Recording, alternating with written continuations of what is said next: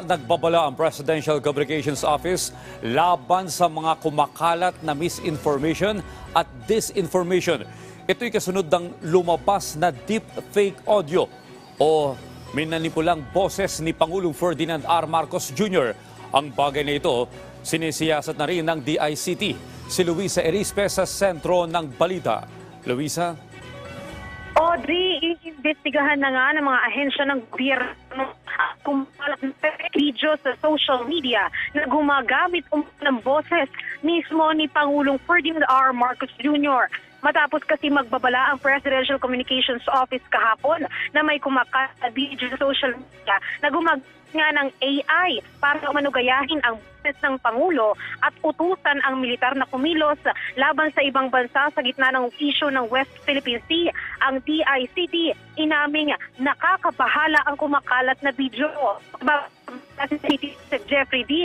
Lalo't ito ang kaunahang pagkakataon na may gumawa sa kasalukuyang administrasyon at hindi ito dapat isawalang bahala dahil nga nalalagay rito ay ang seguridad o ang kompromiso ng seguridad ng Pilipinas.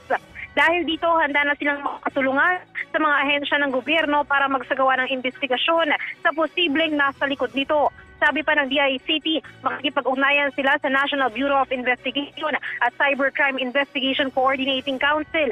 Aalamin nila ano ba ang intensyon ng gumawa nito at posible pang ilapit sa Department of Justice para masampahan din ng kaso.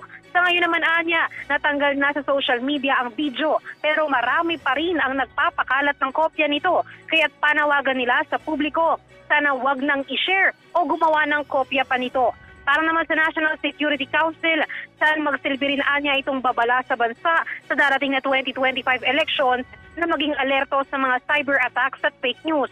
Muli namang nilinaw ng NSC na walang gera na umuusbong sa West Philippine Sea. Para naman sa kumukwestiyon ng mga sikatan exercises na ginagawa ng PCG at National Defense kasama ang Estados Unidos at iba pang mga bansa. Anya, ito ay ilang dekada ng ginagawa ng Pilipinas bilang parte lamang ng Mutual Defense Treaty. Giniit din ng NSC, sana wag basta-bastang maniniwala ang publiko sa mga kumakalat na peking balita o kahit pa nga mga peking video sa social media tulad na ng kumalat na video ng Pangulo.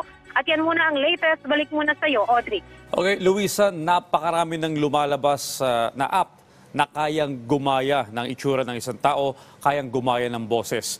Ano ba ang payo ng DICT sa publiko para malaman ng lahat kung ito'y legit o totoong video o hindi?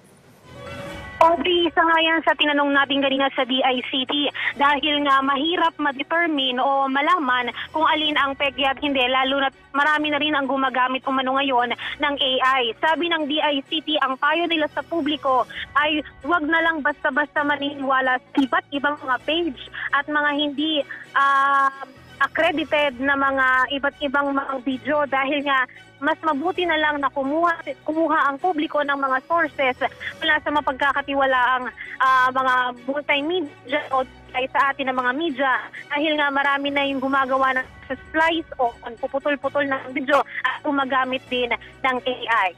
Audrey. Maraming salamat, Luisa Erispe.